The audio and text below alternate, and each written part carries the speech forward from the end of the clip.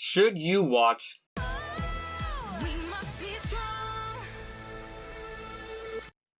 She-Ra and the Princesses of Power? In this video, I'm going to answer just that question.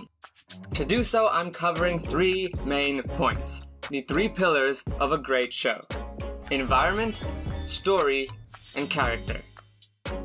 Without spoilers, pinning these 3 together to decide whether or not this show is worth your time. So, what am I waiting for?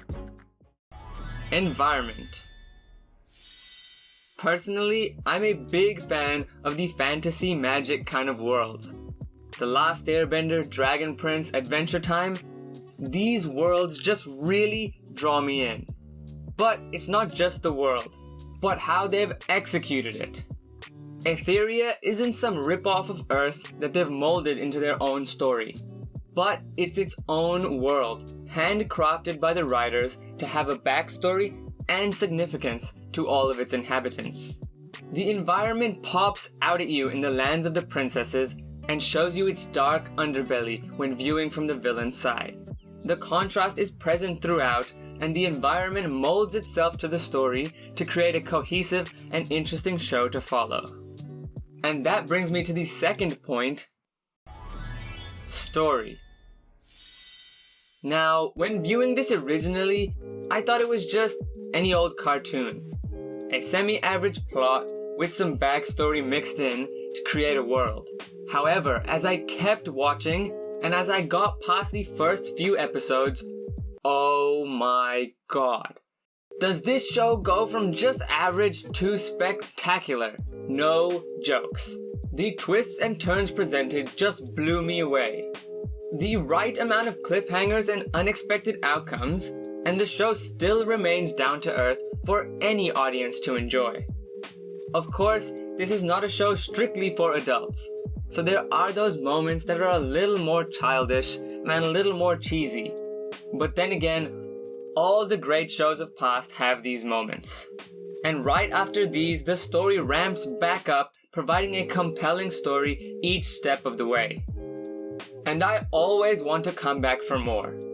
This season 1 was probably one of the best season 1s of any show I've seen, and that's exactly what season 1 of a show needs. And finally, character. This one was by far the best of all the points above.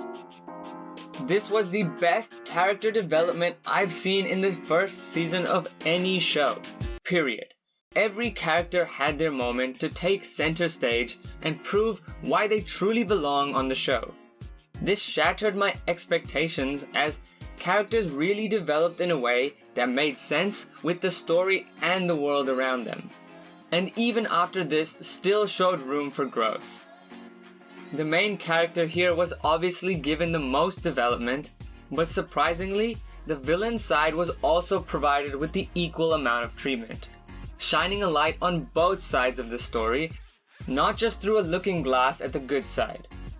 Even side characters had their moments, fully rounding off the cast in the first season and the second to a great finish.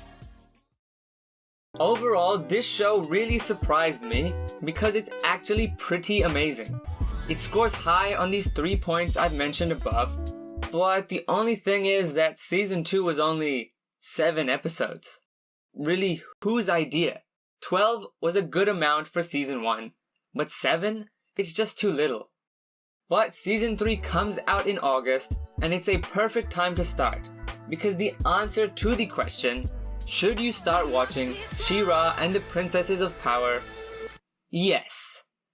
Great environment, great story, great character, and possibly one of the best season 1s I've seen in a show. I think it is a great watch. I do hope you enjoyed this video, a shorter one, but I think I'll make a new series going over whether or not a show is worth your time. Let me know down below what other shows you think I should talk about next. And keep an eye on my Twitter and my community post to see what I'm currently watching. But with that, my name is Rohan. Subscribe for everything animated, and until next time.